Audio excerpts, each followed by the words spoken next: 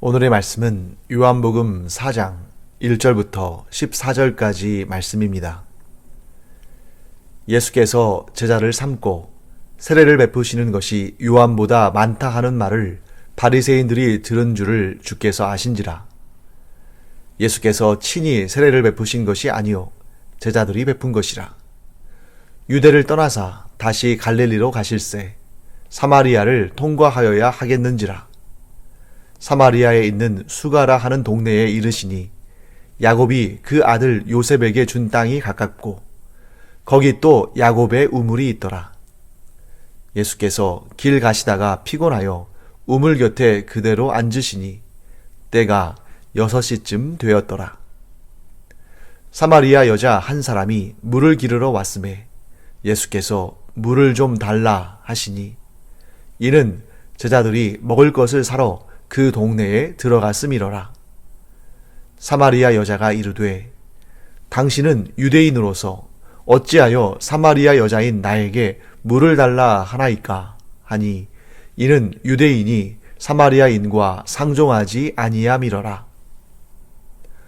예수께서 대답하여 이르시되 내가 만일 하나님의 선물과 또 내게 물 좀 달라 하는 이가 누구인 줄 알았더라면 내가 그에게 구하였을 것이요 그가 생수를 내게 주었으리라. 여자가 이르되 주여 물 기를 그릇도 없고 이 우물은 깊은데 어디서 당신이 그 생수를 얻겠사옵나이까. 우리 조상 야곱이 이 우물을 우리에게 주셨고 또 여기서 자기와 자기 아들들과 짐승이 다 마셨는데 당신이 야곱보다 더 크니이까. 예수께서 대답하여 이르시되 이 물을 마시는 자마다 다시 목마르려니와 내가 주는 물을 마시는 자는 영원히 목마르지 아니하리니 내가 주는 물은 그 속에서 영생하도록 솟아나는 샘물이 되리라. 네, 오늘 본문의 말씀에는 이러한 정보를 전해주고 있습니다. 예수님께서 이제 유대 땅에 계셨죠. 그런데 그때 예수님께서 제자를 삼으시는 일들이 일어나고, 즉 예수님의 제자들이 많아지고, 또한 예수님께서 세례를 베푸시는 것이 요한보다 더 많은 사람들에게 세례를 베푸신다는 그런 소문이 있었습니다. 그래서 이 소문이 좀 잘못된 것이라는 것을 알려주기 위해서 요한이 2절에서 이렇게 기록하고 있죠. 예수께서 친히 세례를 베푸신 것이 아니요 제자들이 베푼 것이라. 즉 예수님께서 사람에게 직접 세례를 주신 것이 아니라 예수님의 제자들이, 또 어제 말씀드린 것처럼 초기에 예수님의 제자들은 세례 요한으로부터 영향을 받은 사람들이기 때문에 그의 제자였거나 혹은 그의 어떤 사역에 대해서 공감을 했거나 그렇기 때문에 이 제자들이 세례를 줬다는 걸 알 수 있겠죠. 그런데 문제는 뭐냐면 예수님의 제자들이 들어가고 또 많은 사람들이 세례를 받기 위해서 세례 요한보다 오히려 예수님 진영으로 많이 나아간다는 이야기를 바리새인들이 들었다는 겁니다. 바리새인들이 어떻게 반응했는지는 오늘 본문에 정확하게 나와 있지는 않습니다만 우리 좀 너무 뻔하지 않습니까? 바리새인들이 견제했겠죠. 주의 깊게 살펴봤을 겁니다. 왜냐하면 그들은 유대의 아주 중요하고 큰 그리고 강한 종교적인 리더십을 가지고 있는 사람들이었기 때문에 사람들이 자신들에게 향하던 포커스를, 즉 바리새인들이 쥐고 있던 이 헤게모니를 세례 요한이나 예수님이나 다른 대상들에게 빼앗기는 것을 원치 않았죠. 그래서 나중에 세례 요한도 투옥이 되고 결국에는 죽임을 당하지 않습니까? 예수님도 나중에 붙잡혀서 십자가의 처형을 당하시죠. 그 중심에는 항상 누가 있습니까? 바리새인들이 있었다는 거죠. 예수님께서 그러한 소문이 바리새인들에게 드렸다는 것을 아셨습니다. 그리고 예수님의 반응은 무엇이냐면 그 유대 땅을 떠나시는 것이었습니다. 어떻게 보면 좀 겁쟁이처럼 보일 수 있잖아요.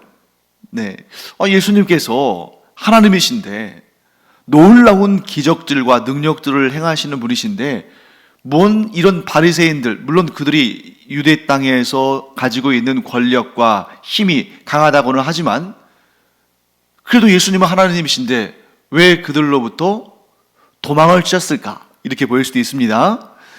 하지만 예수님께서 바리새인들의 견제, 바리새인들의 그런 어떤 음모, 그들과의 마찰, 충돌 이런 것들을 피하셔서 그것을 피하시기 위해서 다시 갈릴리로 올라가신다는 것을 우리는 알 수 있습니다. 그러면 왜 그런 갈등을, 그런 마찰을 피하셨을까?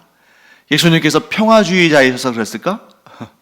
네, 나중에 우리 보면 예수님께서 그 누구보다도 매섭게 이 당시에 바리새인이라는 이 무리의 사람들을 함부로 책망하거나 그들과 부딪힐 수 있는 존재는 없다고 봐야 할 텐데, 그런데 예수님께서는 그 무엇도 두려워하지 않으시고 이 바리새인들에게 회칠한 무덤이다, 독사의 자식들아, 이렇게 아주 그들을 비판하시고 책망하시고 그들과의 마찰과 그들의 보복을 두려워하지 않으셨어요.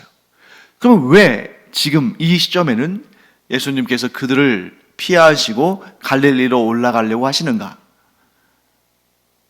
예수님은 때를 기다리신 것입니다. 지금은 때가 아니라는 것을 예수님께서 알고 계신 거죠.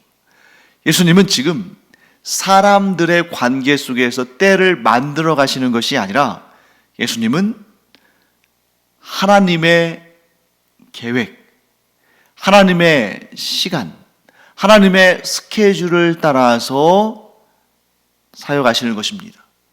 그런데 지금은 예수님께서 십자가에 달려 돌아가시기 위해서 이 땅에 오셨지만 지금은 그런 때가 아니라는 거죠. 예수님의 이 땅에서의 사역은 십자가의 죽으심과 부활로 이루어지겠습니다만 아무 때나 되는 것이 아니라 하나님의 때에, 그 때에 이루어져야 되는 일이고 예수님은 지금은 그때가 아니라는 것을 아셨습니다. 그래서 바리새인들과 쓸데없는 마찰과 또 다툼이 있는 것을 원치 않으시고 갈릴리로 향하신 것이죠. 사랑하는 성도 여러분, 우리들은 굉장히 성격이 급하죠. 그러다 보니까 주님의 때를 기다리기보다는 내가 원하는 것, 내가 뜻하는 것, 내가 계획한 것, 내가 생각하는 것이 한시라도 빨리 이루어지기를 원합니다. 그래서 하나님께 우리가 기도를 할 때도 빨리빨리, 최대한 빨리, 최대한 내가 원하는 시점에 이런 마음을 갖고 있는 것이 바로 우리의 모습이죠. 하지만 우리는 예수님의 본을 받아야 됩니다. 우리는 그리스도인이잖아요. 예수님께서는 어떻게 하셨습니까? 예수님은 하나님의 때를 기다리셨다.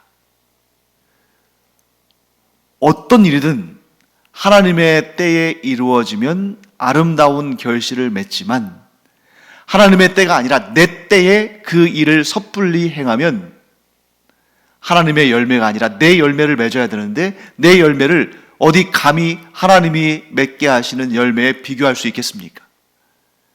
그래서 우리가 급한 마음은 물론 알겠습니다. 저도 그러니까요.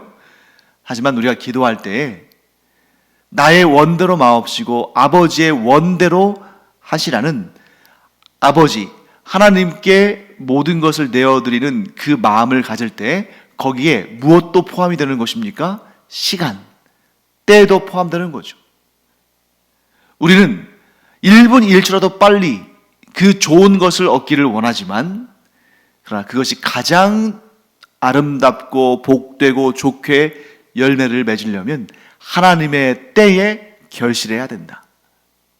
하나님의 때에 우리는 그 숙성된 열매를 받고 먹고 누리게 된다.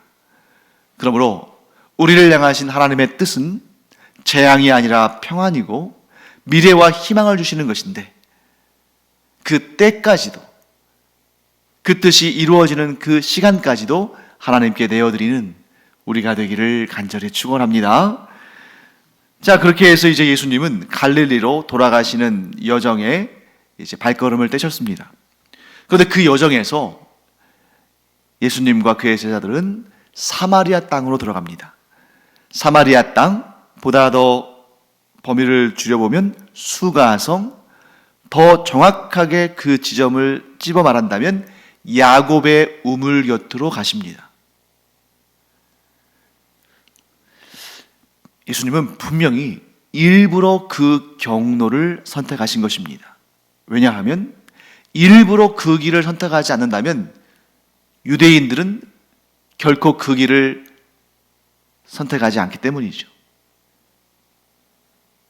그 길로 들어섰다는 얘기는 일부러 그곳으로 가셨다는 것을 의미합니다. 왜냐하면 유대인들은 사마리아 땅을 밟는 것을 극도로 혐오했기 때문이죠. 또한 사마리아 사람들을 만나고 접촉하는 것을 극도로 혐오하고 싫어했다는 것입니다. 그런데 예수님은 이 두 가지 일을 지금 다 하시는 거죠.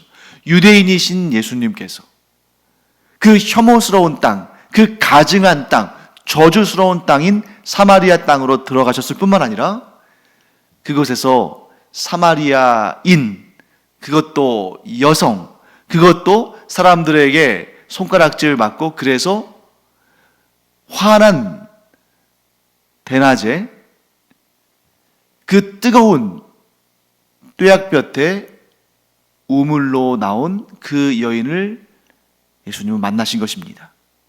아니, 그 여인을 만나시기 위해서 그 뙤약볕 밑에 그 가장 덥고 가장 뜨거운 시간에 예수님은 야곱의 우물 곁에 가서 앉으신 것입니다. 자, 그럼 왜 이런 일이 일어났을까? 왜 예수님께서 일부러 그 사마리아 땅에 가셨을까? 우리 그 배경을 한번 좀 살펴볼까요? 이스라엘 땅은 가나안 땅이죠. 이스라엘 땅은 크게 3등분을 합니다. 그래서 남쪽에 유대 땅, 그리고 중간쯤에 사마리아 땅, 그리고 북쪽에 갈릴리 땅, 이렇게 나뉘어요. 예수님 당시의 이스라엘은. 그래서 그 특징들이 있습니다. 유대인들은 이 남쪽의 유대 땅은 거룩한 땅, 복된 땅, 이렇게 생각하고, 중간에 있는 사마리아 땅은 저주받은 땅, 상대해서는 안 되는 사람들이 있는 곳, 이렇게 생각했습니다. 그러면 예수님의 고향이라고 할 수 있는 나사렛이 있는 갈릴리 땅은 어떤 곳이냐? 변방의 땅, 무시당하는 땅, 사람들이 기대하지 않는 땅, 이런 특징을 가지고 있죠. 그러한 어떤 선입견, 편견을 가지고 있었습니다. 그 중간에 있는 사마리아 땅은 쉽게 말하면 이렇게 표현할 수 있어요. 이스라엘이 남유다와 북이스라엘로 갈라졌을 때, 솔로몬 이후에 갈라졌을 때 그 북이스라엘 사람들의 후손들, 이렇게 말할 수 있습니다. 그런데 북이스라엘 사람들의 후손들이기 때문에 남유다의 후손들인 유대인들이 그들을 미워하고 싫어했다, 이렇게 단정하기에는 보다 더 깊은 굴곡이 있습니다. 그것이 뭐냐면 이 북이스라엘 땅은 주전 721년경에 아수르에 의해서 멸망을 당합니다. 그때 아수르가 굉장히 강한 나라였어요. 그래서 이 북이스라엘을 멸망시킨 왕이 누구냐면 우리에게 유명한 히스기야 왕에게 협박 편지를 보냈던 사나립 왕의 아버지인 사르곤 2세라는 왕입니다. 이 사르곤 2세가 주전 721년경에 이 북이스라엘을 멸망시킵니다. 그런데 이때에 이 아수르의 정책이 무엇이었냐면 자신들이 멸망시킨, 자신들이 정복한 나라의 주민들을 그 땅에서 살지 못하게 하고 이동을 시킵니다. 먼 곳으로 이렇게 흩어버려요. 그리고 다른 곳에서 사는 이방 족속들, 다른 민족과 다른 나라에서 온 사람들을 그 땅에 거주하게 해요. 그러면 자연스럽게 어떻게 되냐면 먼 곳으로 이주한 사람들은 자기의 고향을 떠나게 되는 거죠. 그리고 그 고향에 남아있는 이스라엘 사람들은 이민족, 다른 나라 사람들과 자연스럽게 섞여서 살면서 그들과 혼인하고 그들과 피가 섞일 수밖에 없는 것입니다. 혼혈이 되는 거죠.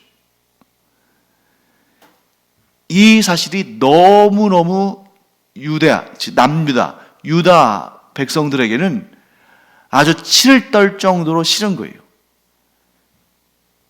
여러분, 전 세계적으로 민족적인 순수성과 그 혈통을 강조하는 사람들이 이 이스라엘 사람들 아니겠습니까? 이 유대인이죠.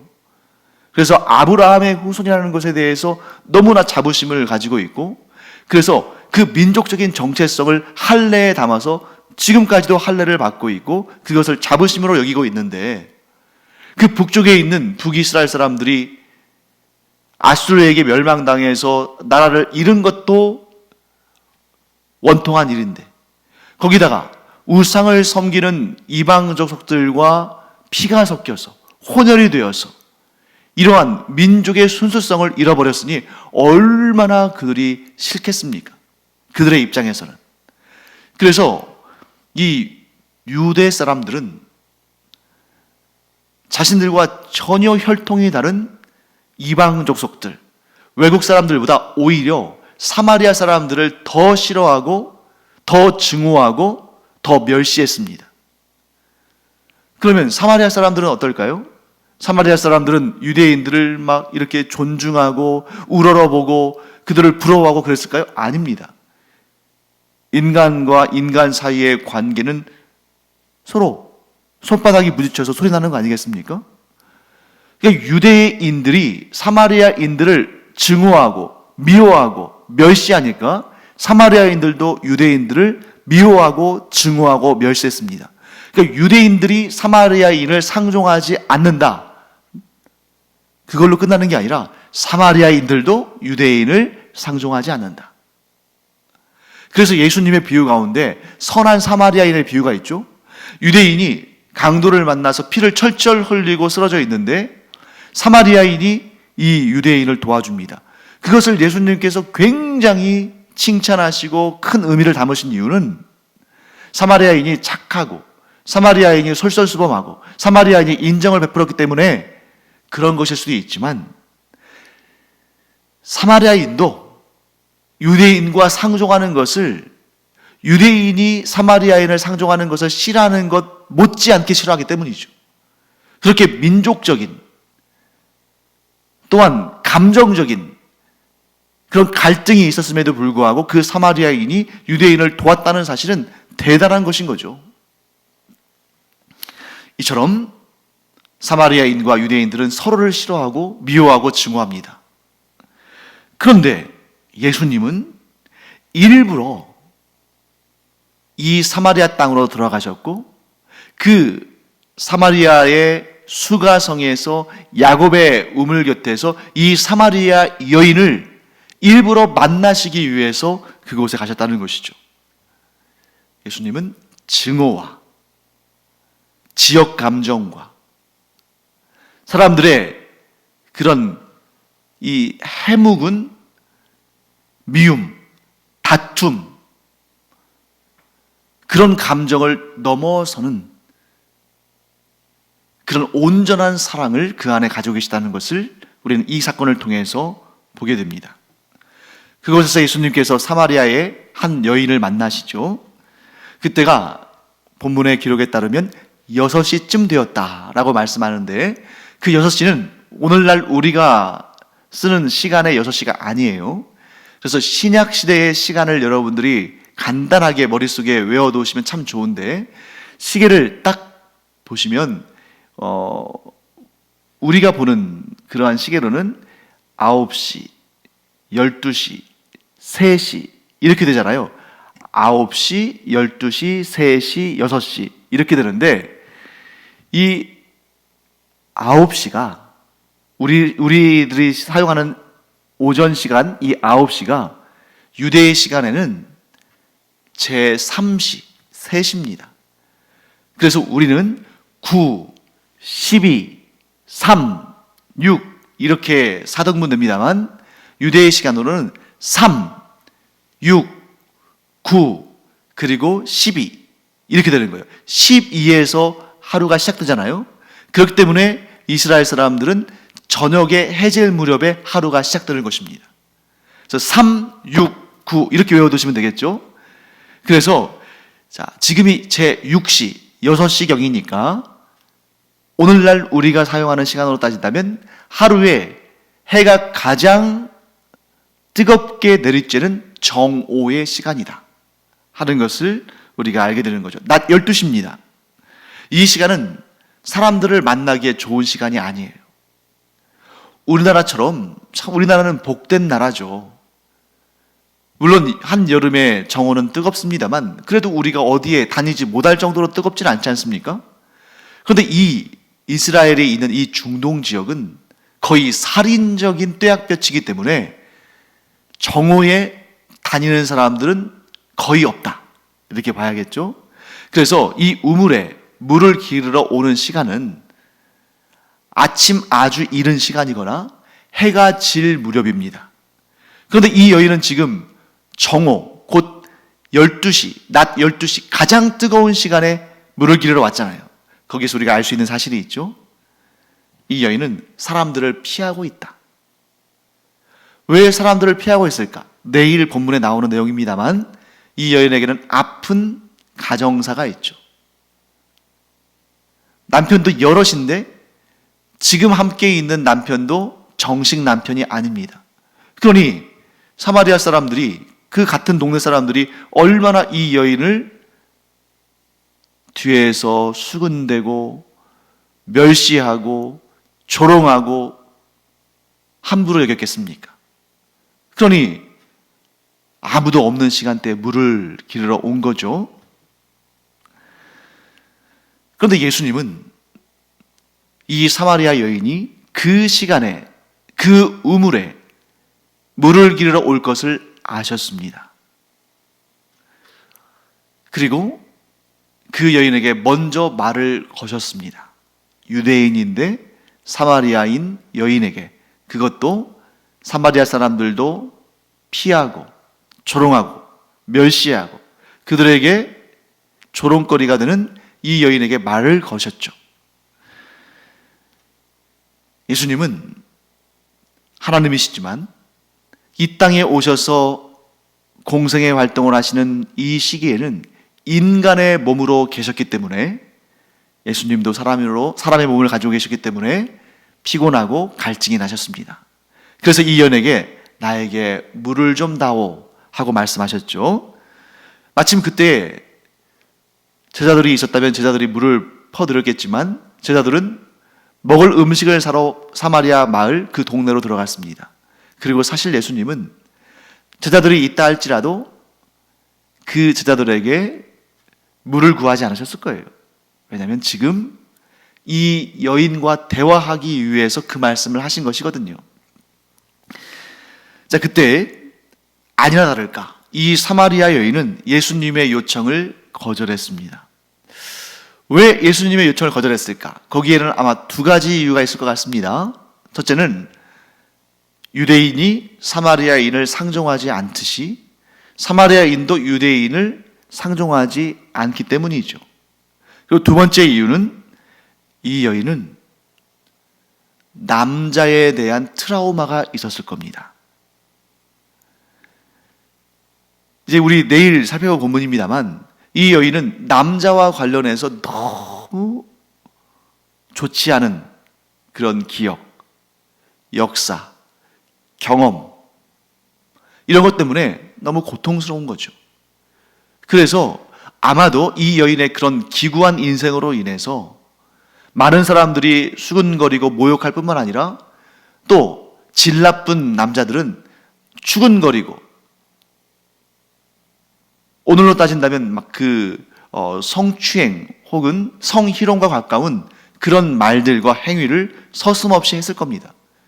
그러니 그런 것이 너무 싫어서 그런 일에 대한 어쩌면 트라우마가 있어서 지금 이 한낮에 가장 뜨거운 시간에 이 우물에 와서 물을 깃고 있는 거 아니겠습니까? 그러니 예수님과 말을 섞고 싶지 않은 거죠. 저 사람도 또 나에게 또 뭐 어떤 나쁜 짓을 하려고 하나 하는 그러한 걱정이 될 수도 있었을 것입니다. 그런 여인의 마음을 아신 예수님은 그녀를 만나러 온 목적을 이렇게 말씀하십니다. 10절 말씀이죠. 예수께서 대답하여 이르시되 내가 만일 하나님의 선물과 또 내게 물 좀 달라 하는 이가 누구인 줄 알았더라면 네가 그에게 구하였을 것이요 그가 생수를 내게 주었으리라. 여러분, 이 예수님의 말씀을 통해서 우리가 몇 가지 아주 중요한 사실들을 알 수 있습니다. 자, 첫째, 예수님은 하나님의 선물을 주시러 이곳에 오신 것이다. 그러니까 예수님께서 지금 이 바리새인들과의 뜻하지 않은, 원치 않는 그런 마찰과 갈등을 피하시기 위해서 예수님의 목적은 지금 갈릴리로 가시는 것인데 그 중간에 일부러 사마리아 땅을 들으셨잖아요. 그리고 사마리아 땅의 수가성, 그리고 야곱의 우물 곁으로 일부러 오셨는데 뭐하러 오셨다고요? 하나님의 선물을 주러 오셨다. 둘째, 만일 이 사마리아 여인이 예수님이 누구인 줄을 알았다면, 예수님께서 어떤 분인 줄을 알았다면 먼저 구했을 것이다. 그러니까 여기서 뭘 알 수 있습니까? 이 사마리아 여인이 예수님을 알아보지 못했고 그렇기 때문에 이 가장 좋은 선물을 구하지 않고 있다. 이 사실을 말씀하고 있는 거죠. 이것은 오늘날 이 땅에 수많은 사람들이 이 사마리아 여인과 같은 상황 가운데 놓여 있죠. 예수님이 어떤 분이신지를 모르니까 그 최고의 선물을 구하지 않고 있는 것 아닙니까?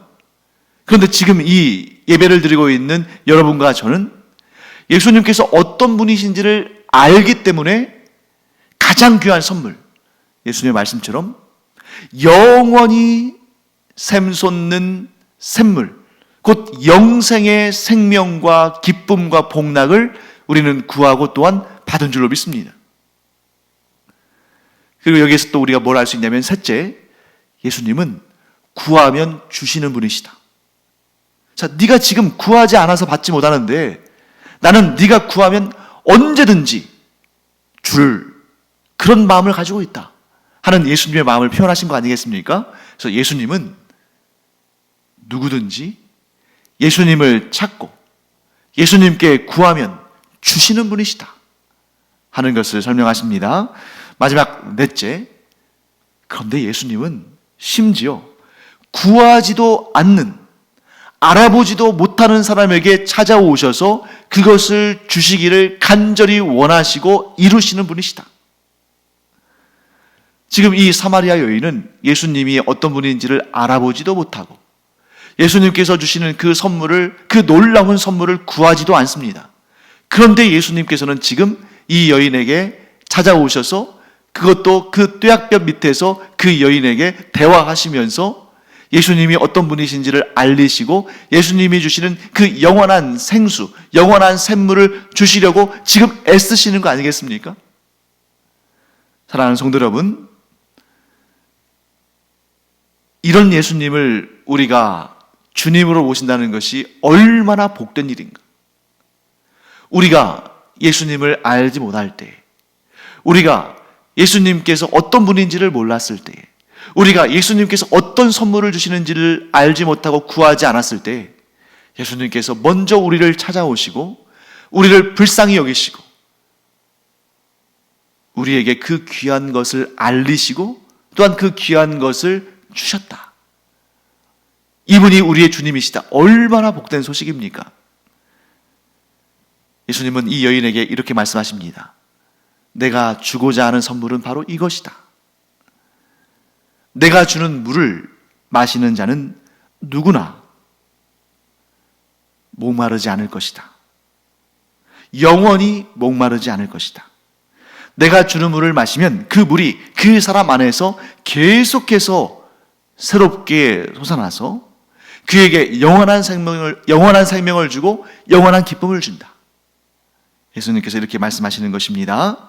사랑하는 성도 여러분, 우리가 예수님이 주시는 물이 아닌 다른 물로 갈증을 풀고자 한다면 그것은 더 극심한 갈증을 가져다 줄 뿐입니다. 예수님께서 주시는 물은 영원한 생수이기 때문에 우리는 그 물을 마시면 마실수록 시원하고 갈증이 사라지고 기쁘고 즐겁고 행복합니다만, 예수님이 주시는 물이 아닌 다른 물들은 마치 바닷물과 같아서 갈증이 나니까 겉으로 볼 때는 시원한 물처럼 보이니까 벌컥벌컥 마시면 그것이 오히려 우리 몸속에 들어와서 더 갈증을 나게 만들고 더 괴롭히고 결국에는 죽음에 이르게 하지 않겠습니까? 예수님께서 주시는 생수를 마시는 우리가 되기 바랍니다.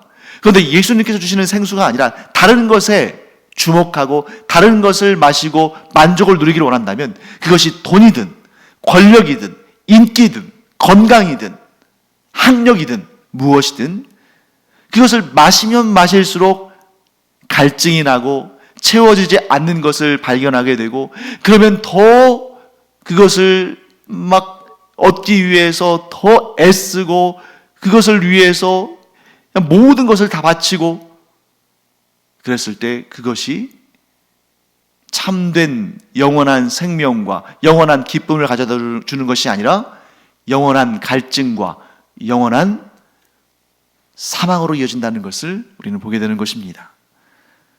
사랑하는 성도 여러분, 오늘도 우리는 예수님께서 주시는 영원한 생수, 영원한 샘물을 마시고 또한 누리고 있습니다. 이 은혜를 주신 하나님께 감사를 드리고, 또한 우리 주변에 이 하나님의 선물이 있음에도 불구하고 이 선물을 거저주고자 하시는 예수님이 계심에도 불구하고 예수님을 찾지 않고 그 선물을 구하지도 않는 사람들이 이 사마리아의 수가성의 이 여인처럼 또한 우리와 같이 예수님을 만나고 예수님께 구하고 예수님께 받는 그 은혜를 누리기를 우리가 기도하고 이 기쁨의 복음의 소식을 전하는 우리 모두가 되기를 축원합니다. 기도하겠습니다. 하나님 감사합니다. 저희에게 예수님을 만나게 하시고 하나님의 선물 곧 영원한 생수를 저희에게 주시고 저희가 또한 영생의 복락을 누리게 하시니 감사드립니다. 이 구원의 복된 소식이 온 세계에 더욱더 넓게 퍼지고 이 생수를 맛보는 자들이 더 많아지는 은혜를 허락하여 주시옵소서. 감사드리며 예수님의 이름으로 축복하며 기도합니다. 아멘. 우리가 예수님 만난 것, 또 예수님께로부터 이 영원한 생수를 받게 된 것, 이보다 더 기쁜 일은 없다 하는 마음으로 감사하고 이 큰 기쁨을 더 많은 사람들이 누리게 되기를 기도하는 우리 되기 바랍니다. 기도하겠습니다.